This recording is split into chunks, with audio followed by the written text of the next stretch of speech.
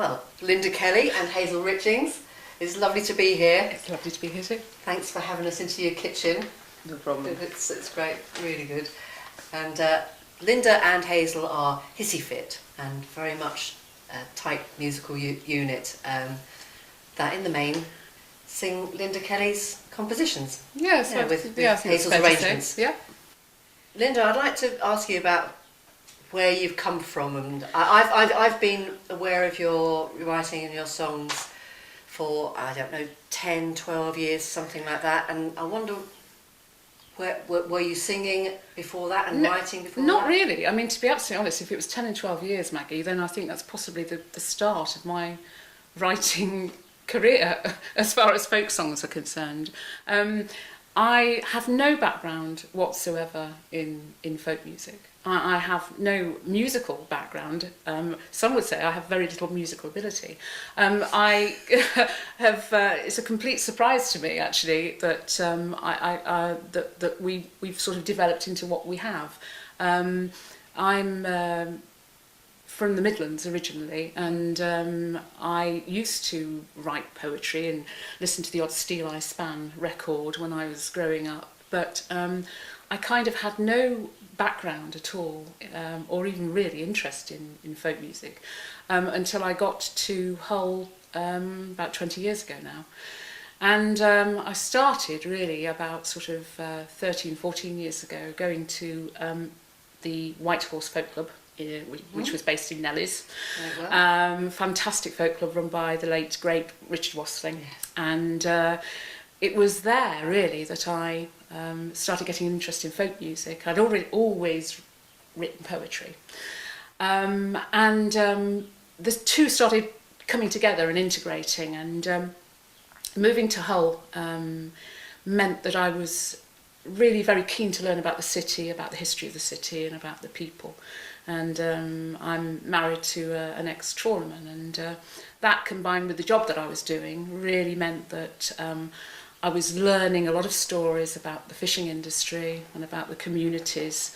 And I think possibly it was that combined with going to Nelly's Folk Club that made me start putting some of these ideas down. Did you meet at that time, the two of Yes. you? Yeah, I think just when you first started going. Yeah, I've been going sort of a few months really, or maybe a little longer. Well, I'd started in 1989 or 90 when I moved up here. I wanted to find a pub to sing in, or something to go and do. And years passed, Linda came along, and we started to sing together. We did. We sat together one day, and Hazel who's just got natural harmonies, started harmonising to some of the songs that I was singing, and we kind of, the expectation then was for the people in the club that we would eventually sing together, which is what we did.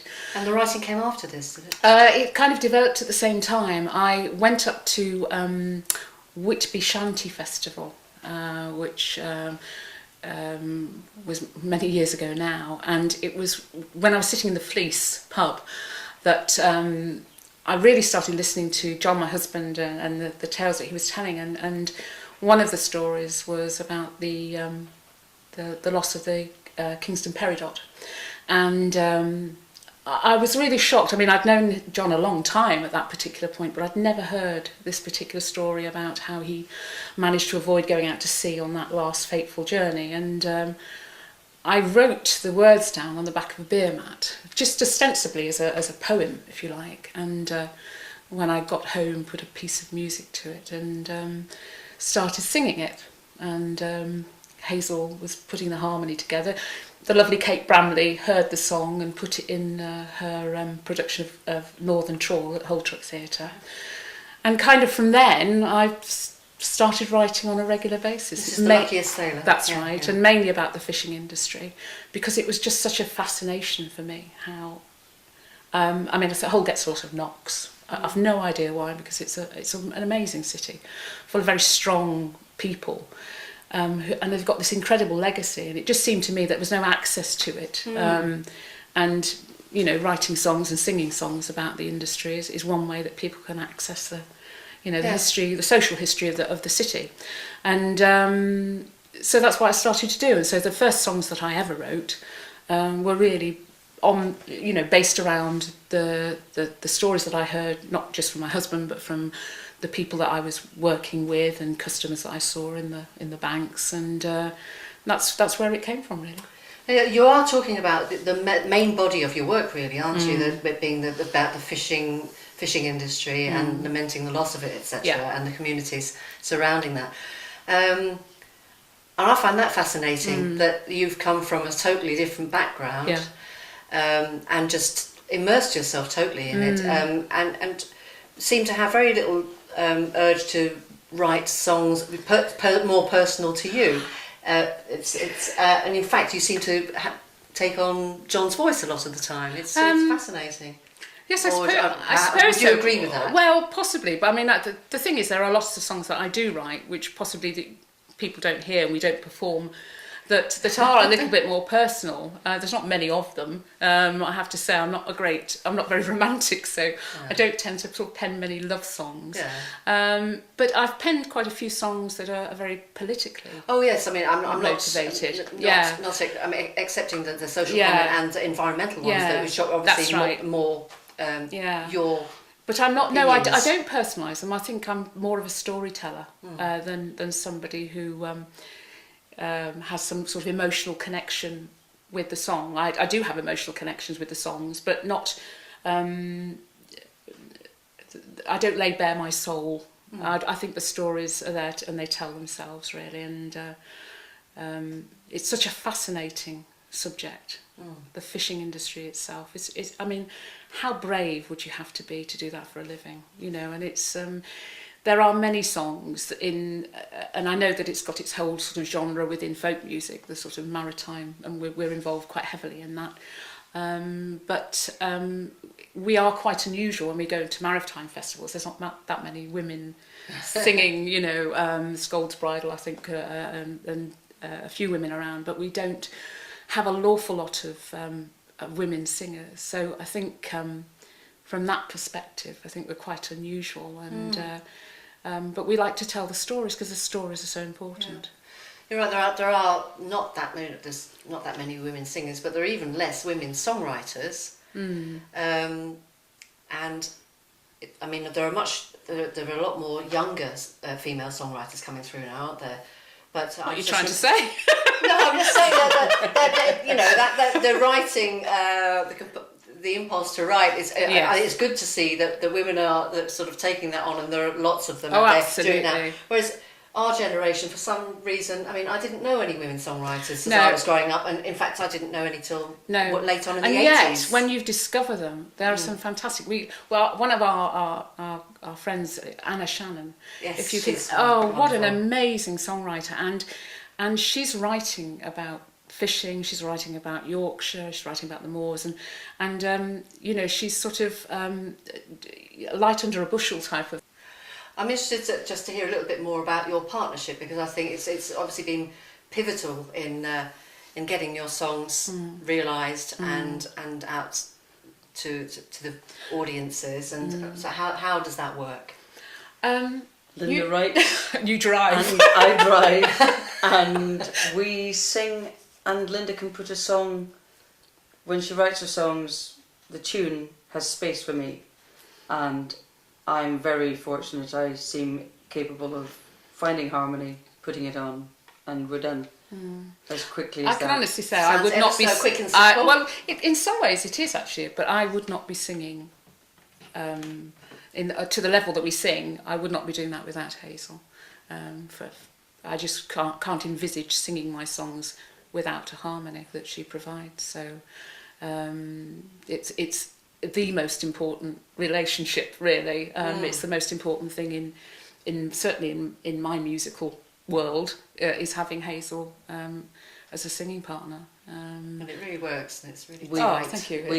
We love it. We love it. We have such fun. The whole mood is cheerful. You can sing the saddest songs and people just come up, pat their chest and say, it means something to people. I mean, I've met fishermen from other countries, from the Faroe Islands, and who, when I've sung a song, particularly songs where, like Spare Hand, which is about the laying off of fishermen after the Cod War, and I've somebody came up to me and said, you know, that song made me cry because it was my life. That's how it happened in the Faroe Islands, which is Danish, and that's how it happened, and that song meant so much to me because, you know, that the whole community was destroyed when the fishing stopped, and a very similar story about compensation, that they too suffered in the same way. So it kind of does strike into the hearts of people, possibly in a way that some folk music doesn't, because of the type of thing that has that connection with an industry, you know, with the fishing. It's etched in people. Absolutely, isn't it? yeah. And it's clear that you are really immersed in all the stories and the effects of yes, all I mean, history. Being married to somebody who was a trawlerman, who experienced it, who's has some terrible memories, not just of being at sea, but of living in very, very poor times in a hardship and having a hard life. That never leaves people, and it kind of does have an effect and an impact on our daily lives, and an impact on the type of songs that I write. Lament, for example, is really probably one of my most emotional songs, really, about the sort of the residue that's left over, and the scars of the fishing industry that's no longer in Hull, unfortunately. There are no trawlers in Hull now. That's a staggering You do paint very stark, harsh pictures of women's lives in that particular song, and I'm thinking of Tatiana as well. Yes. I was listening a couple of days ago, and I'd forgotten really quite how brutal the lives were that you were describing. Tatiana was written specifically for the William Wilberforce event that we had in 2007, and running a folk club, Cottingham Live. I decided to put on Slavery Night, a slavery evening. We had some fantastic performers come and read poetry by William Blake and write their own songs for the evening. And I wrote Tatiana specifically for that, because I wanted to demonstrate that slavery isn't just about, you know, sort of the West Indies and the cotton fields. Yes. It's about child labour, and it's about the movement of people across Africa, and about prostitution and all of those sort of things, and how there's 40% more slavery now than there was in the days of William Wilberforce, which is an indictment on us all, I think. But I wanted to have a song that wasn't particularly downbeat, but sort of demonstrated really how slavery, you know, is today. So it's a powerful song. Yes. Yeah. It is. Definitely. Yeah. Do you feel that you've got any contemporary influences in your writing, or in the way you arrange things, in terms of harmonies? I just do what I do, I'm afraid. I don't think twice about it. Linda sings me a song, sings me a tune. I have Automatic pilot. Yeah, I have favourite songwriters, most of which you've interviewed for your programme. It's funnily enough. But I can't say I'm influenced them. I suppose that's about it. I sang quite a lot when I was away from home, and then, as I said, I was in Nellie's before Linda arrived, and when she came in and sang Lucky as Sailor, I thought that song needs a harmony. And from there on in, we've been, you know, not quite glued together, but we finish our sentences and pretty much actually glued together. And we have fun, and to me that's the name of the game. Enjoy it, deliver the song, let the people enjoy the songs, and have a blast. Thank you. Thanks for having Kitchen Songs. Thank you.